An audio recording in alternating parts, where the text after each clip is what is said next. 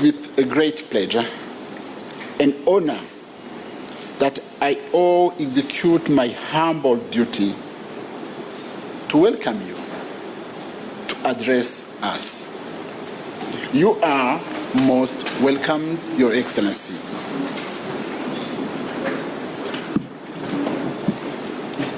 Thank you very much, Mr. Speaker. Thank you, Your Honorable Excellency. members. Thank you. You may take your seats.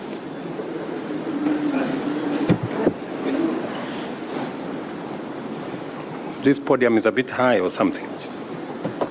I don't know whether we can take it down a bit. Anyway, the Honorable Joseph Ntakuri Timana, Speaker of the East African Legislative Assembly.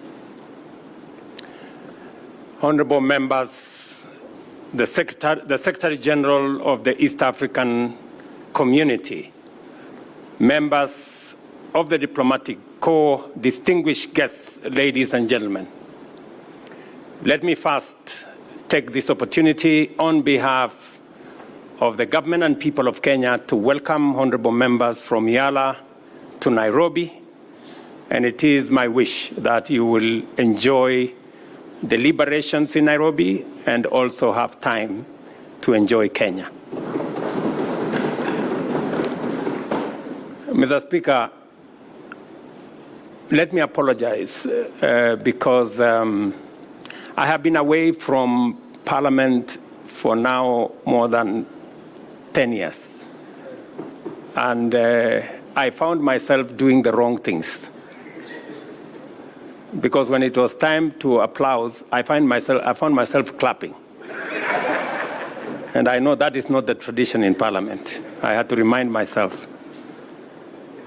But I am delighted to join this august assembly today to preside over the official opening of the third session of the 5th East African Legislative Assembly, and to have the honor of welcoming you back to our Parliament chambers in Nairobi after 6 years.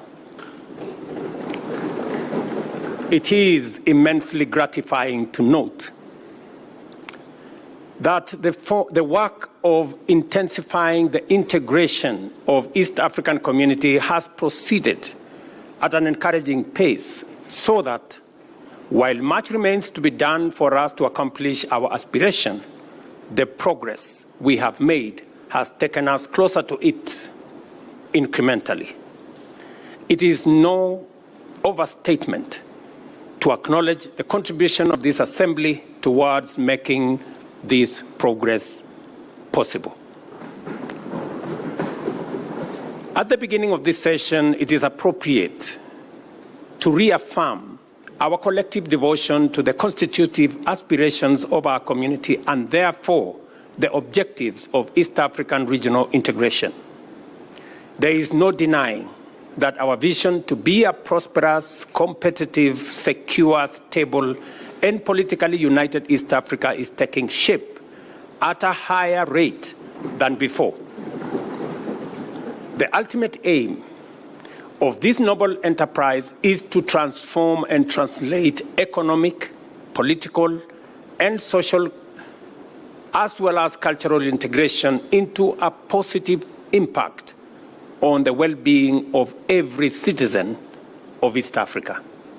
Our common agenda, therefore, is to set out optimal policies and strategies which unite us firmly in the singular pursuit of positive transformation in the political and economic, social and cultural, research and development, as well as technology and innovation, including defense and security, and also the legal and judicial sectors of our society.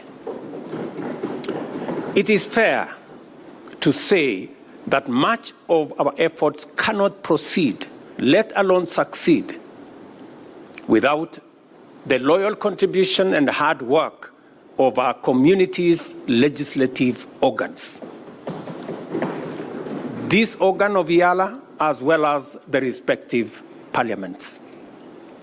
This assembly accentuates the direct linkage between common regional and specific intra-member state policies by performing the vital and simultaneous functions of embedding regional integration agenda at the heart of domestic policymaking, while also ensuring that the EAC represents, articulates, and projects the interests of member states as well as the entire collectivity of our community.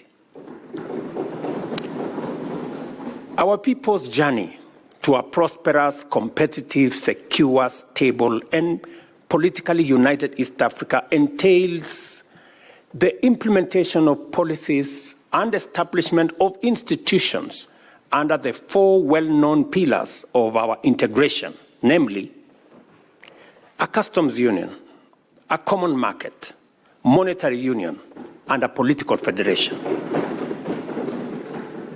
The instruments and frameworks needed to bring into operation our semi-autonomous institutions delineate our areas of cooperation and attend to the pillars of integration are promulgated under the exclusive mandate of this Assembly, which has demonstrated exemplary dedication to its legislative function, conscientious deference to important lessons from the history of our regional integration efforts, and a vigilant commitment to deliver a robust architecture for the successful delivery of an ambitious program of action for our community.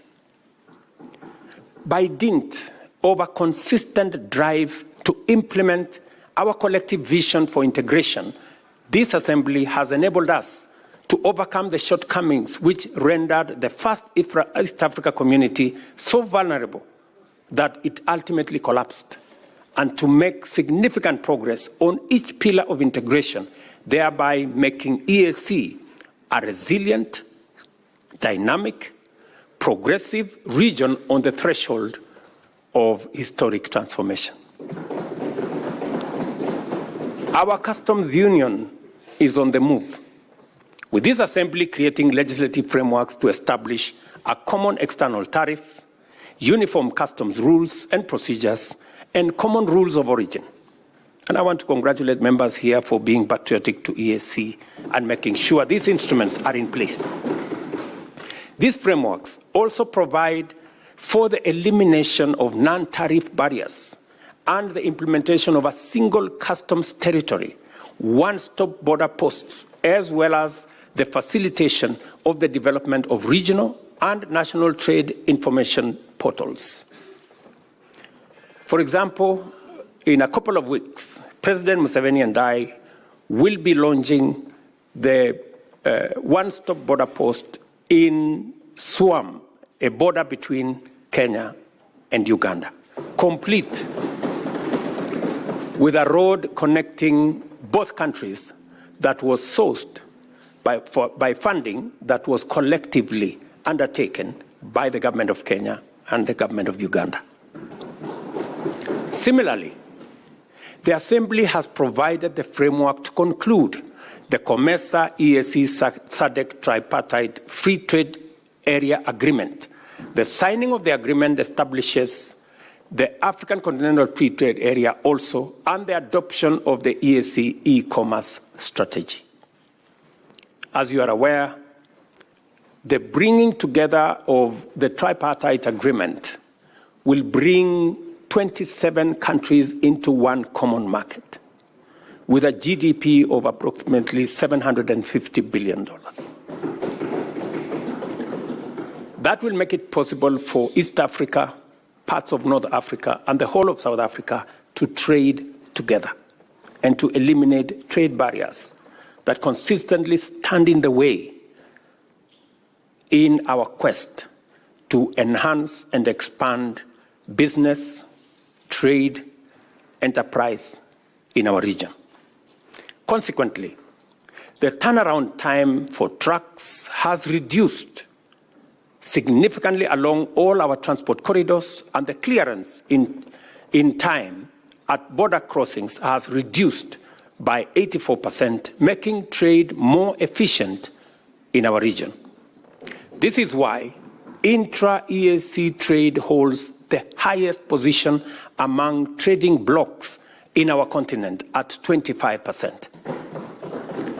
With a combined GDP of US dollars 350 billion, a population of approximately 350 million, and an expansive area of 5 million square kilometers, the EAC member states are an attractive investment destination. East African Community total trade in 2022 stood at US dollars 74 billion. The same year, Africa accounted for 44% and 25% of EAC's total exports and imports, respectively. This assembly, likewise, has enabled the community implement the Common Market Protocol, which guarantees free cross-border movement of persons, labor, services, and capital, as well as the right of establishment and residence through the use of standard identification systems, harmonized travel documents, mutual recognition of qualifications, and harmonized labor and social policy frameworks. The EAC e-passport is now internationally recognized, while several member states now permit citizens to travel using the national identity cards. Visa fees for cross-border movements have mostly been eliminated, and cross-border communities now enjoy free movement. Students can enroll and transfer with greater ease. Regional institutions now implement mutual recognition agreements for various professional qualifications.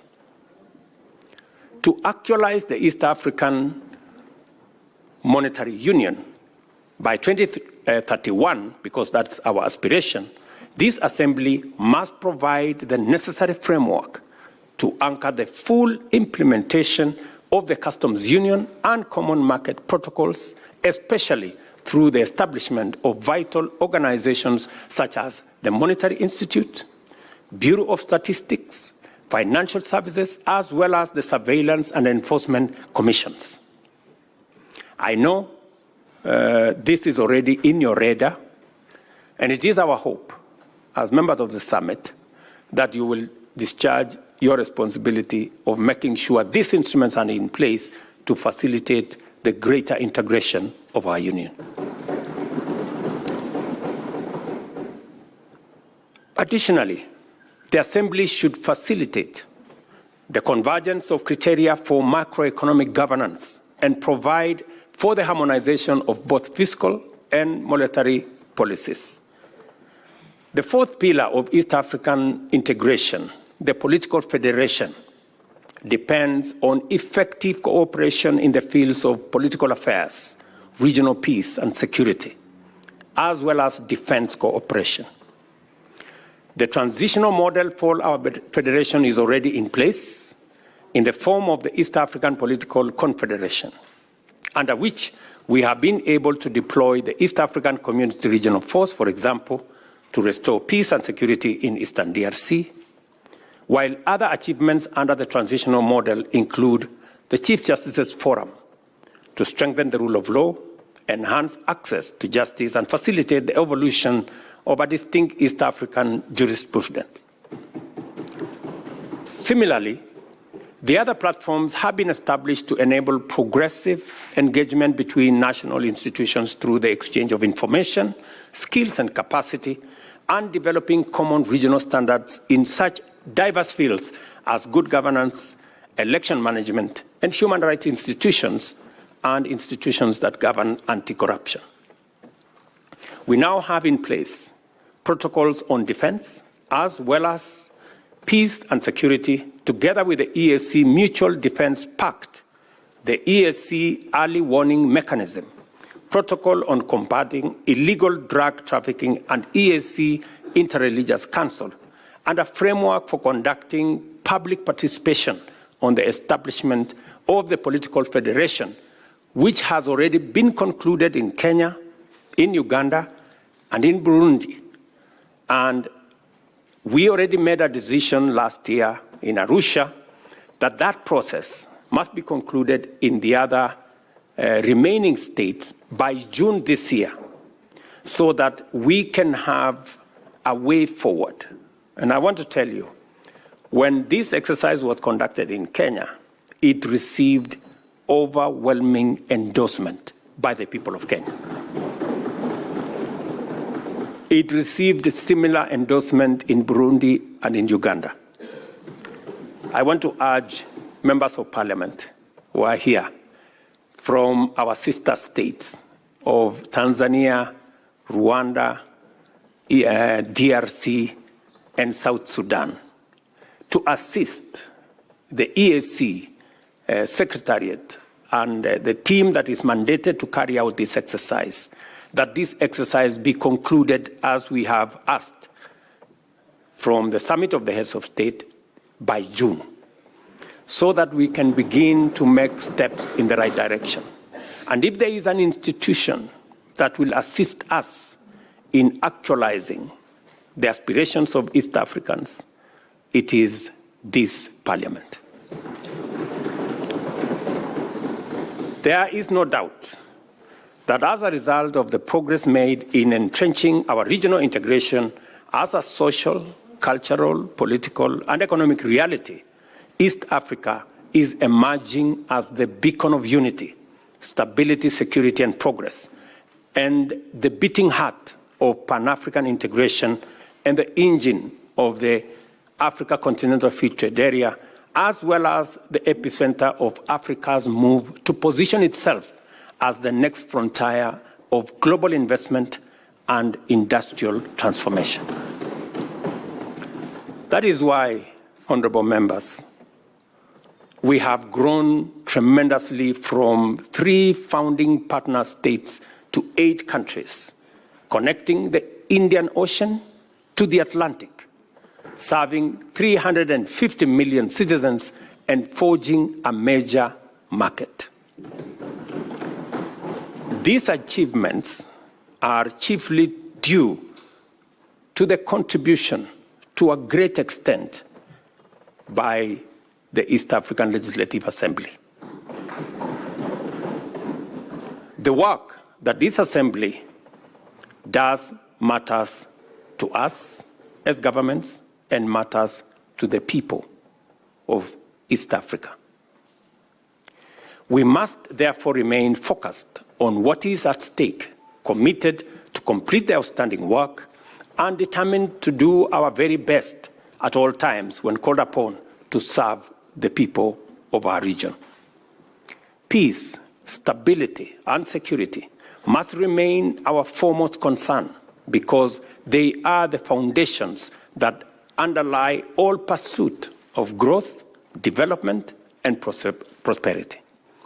A peaceful, stable, and secure East Africa is a competitive and prosperous East Africa.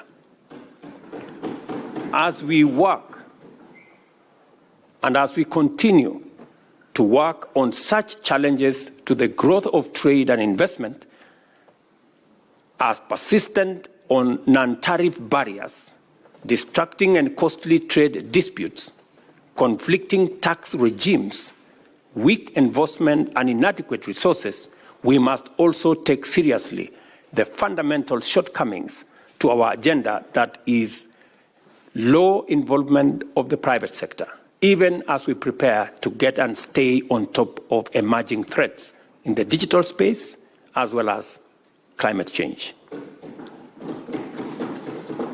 Now that we have adequately established that this assembly possesses what it takes to drive our vision of a prosperous, competitive, secure, stable, and politically united East Africa, I take this opportunity, honorable members, to pose a few issues to the honorable members gathered here. It is important for us to lay a strong foundation for East Africa to make a transformative contribution to Pan-African integration and the emergence of the Africa Continental Free Trade Area as the next hub of global investment, trade, and industry. In order to do this, we have to complete the implementation of all the pillars of EAC integration urgently, and equally critically align our integration agenda with a broader African transformational paradigm under the Africa we want.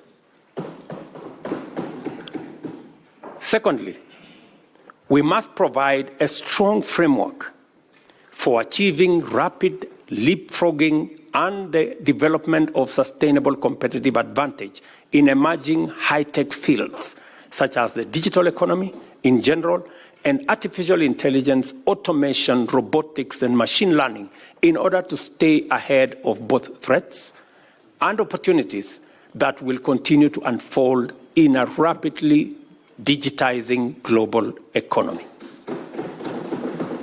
Thirdly, there is need to lend your support to the African Leaders Nairobi Declaration and call to action, which defines a strong and distinctly African contribution to the global discourse on humanity's foremost existential challenge by affirming the nexus between climate action and sustainable development, and calling for increased investment in Africa to kickstart a green industrial revolution.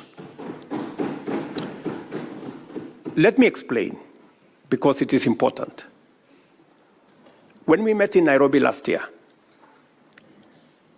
we made a deliberate decision that we were no longer going to be in the corner where we are seen as victims of climate change, and where our big preoccupation is on complaining, finger-pointing, and doing what we've done for many years, that we are going to reposition our continent as a place of opportunity, great potential, and ready for investment.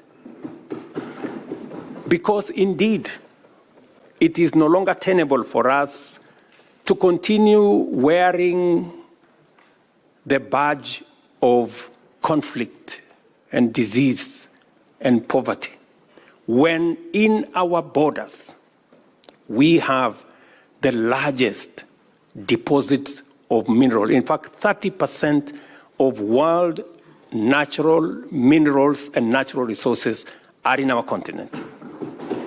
We have 60% of all renewable energy resources globally. We have 1.4 billion people market. In fact, by 2025, it is going to be the single largest market in the world. We have 2/3 of the world's uncultivated arable land that we can use for food security. Ladies and gentlemen, with those kind of resources, it is incorrect to classify our continent as a continent of conflict, poverty, and disease. In fact, as one Nigerian great philosopher said, that until the lion learned how to write their story, all stories glorified the hunter. So it is time for us to write our own story.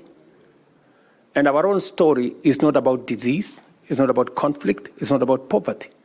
It is about great potential that we have. It is about the opportunities that we have. It is about the investment that is awaiting, and position our continent as the only place where the next industrial revolution is going to happen.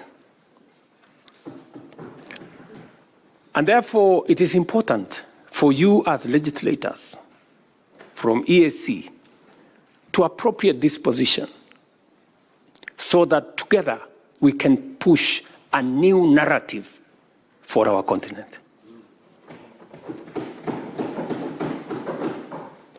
To ameliorate the resource constraints which persistently hamper our progress, this assembly is called upon to reflect deeply on the range of opportunities and the various ways in which it can complement national and regional efforts to mobilize and allocate more resources for the regional integration agenda.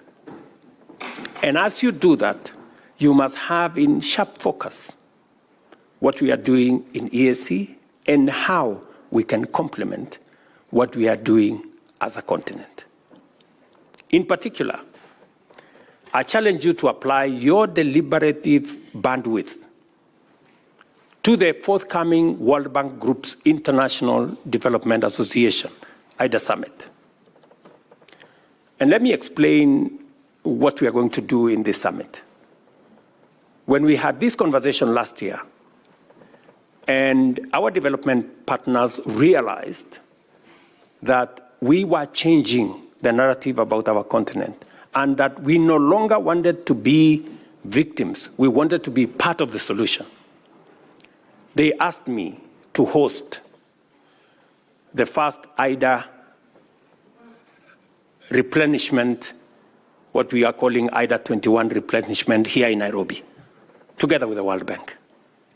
So we are going to host it on the 29th of April 2024. And what is the conversation? The conversation here is East Africa will, for the first time, have the opportunity to witness from a close quarter and contribute to the important deliberations of critical implementation of our growth agenda and development. At this event, African leaders, including many from the global south and low-income countries, will articulate a strong case for an ambitious and robust 21st replenishment of IDA, which is the largest source of development assistance and donor funding for basic social services for the world's 75 low-income countries, and to support economic transformation, especially in Africa and throughout the global south. So let me contextualize this. You know, we have two fundamental problems, and that is why many of our countries are struggling with the debt. Two fundamental problems. Problem number one is debt management. The kind of debt infrastructure that we have has very short grace period, has very short tenure, and therefore it becomes very difficult to undertake any meaningful development. Our position is that we should increase the grace period for money borrowed for development, not 3 years, maybe 10 years. We should increase the tenure of debt for development resources, not 15 years, but maybe between 40 and 50 years.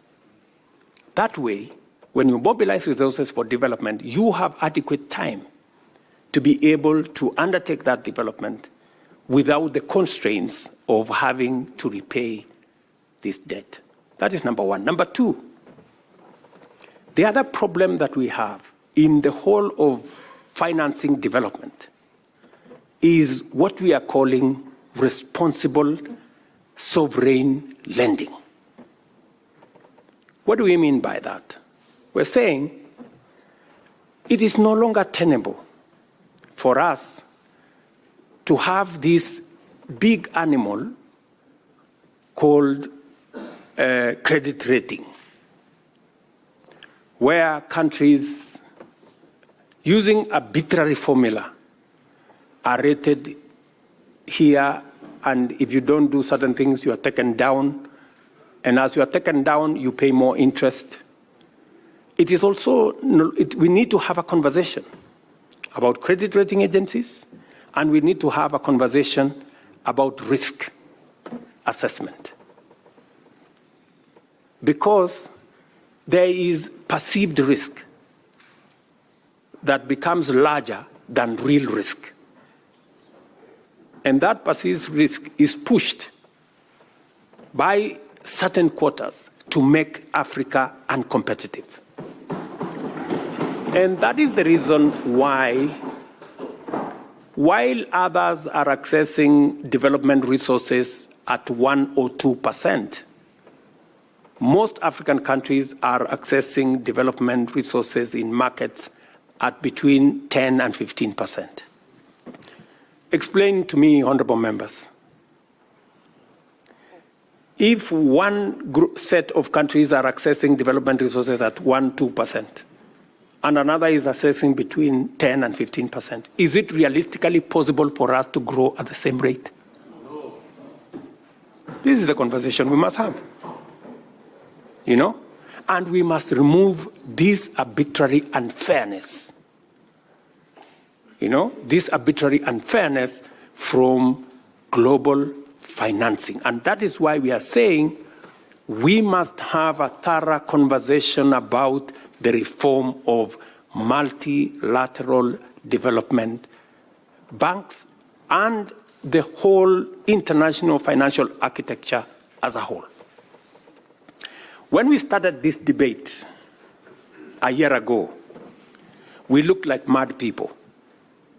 But I promise you, today, in every meeting, everybody has come to the conclusion that there is a problem with the architecture of international financing. And the conversation is no longer if, the conversation is when are we and how are we going to reform it. And that is why it is important for institutions like the East Africa Legislative Assembly to apply your mind to what kind of contribution are you going to make in this reform that is going to make our economies access development financing. It is the only way we can make meaning to our development. The last IDA replenishment, for example, in 2021 raised US $91 billion, which was disbursed to eligible beneficiary countries over a period of 3 years.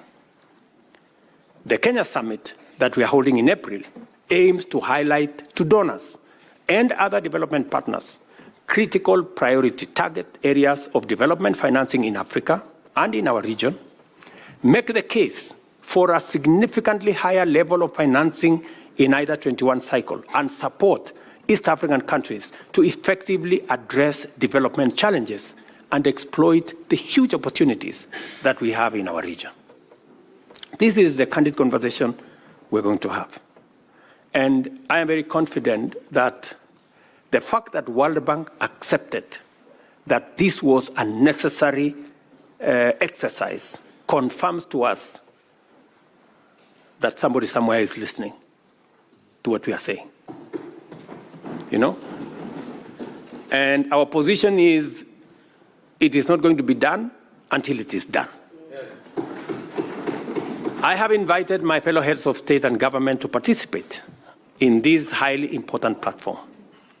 Being confident of this Assembly's capacity to facilitate transformative interventions, I urge you, honorable members, to join this course and formulate your contributions to this endeavor with urgency. Give some imagination, put in it some ambition, so that together we can push an agenda that is going to support all our economies. I am highly obliged to you, Honorable Speaker, for inviting me to address this Assembly. I do not take your consideration for granted, and I believe we're going to have a discourse that is going to be beneficial for all our countries. I wish you all, honorable members, productive engagements, insightful debates, and fruitful deliberations as you usher in the third session of this Assembly. Feel at home while you are in Kenya. It's called Magical Kenya, the home of all humankind. And I urge Honorable Omar Hassan, Chair of the Kenyan chapter of the Assembly, to use this session to introduce you to the warmth and hospitality of our country.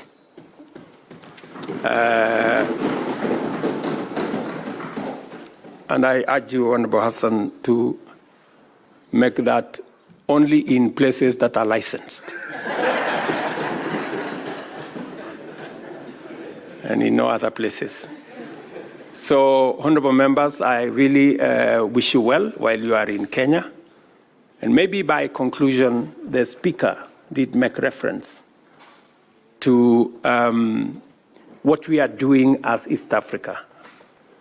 To give you the impression of what East Africa is doing, and therefore you must be very proud people that East Africa, in our continent, is the most progressive community. Our trade, intra-trade between East African countries is the highest in the African continent. We are providing the leadership, and therefore you occupy a very special place. And I want to urge you to continuously apply yourself to this huge responsibility. You are not only doing this for East African citizens, you are trailblazing for the continent of Africa. So continue with diligence, but also a pace to make sure that you help us move the continent together. It is the reason, for example, why, as members of the summit in East Africa, as you're all aware, the chair of the AU is coming up next year, as the term of Musa Faki, our current chair, comes to an end. It is going to be the turn for East Africa to provide the chair of the Africa Union. We have sat down in the spirit of the East African community. We have consulted as heads of state from the East African community together, and we have agreed to sponsor one candidate as East Africans. As East Africans. Because that is the strength of our community, that we can do things together and we can consult amongst one another. So it speaks to the spirit of the leadership that is being provided by our region. Ladies and gentlemen, I want to thank you very much. May God bless you. May God bless Kenya. May God bless East Africa. And thank you very much for listening to me. Asanteni sana.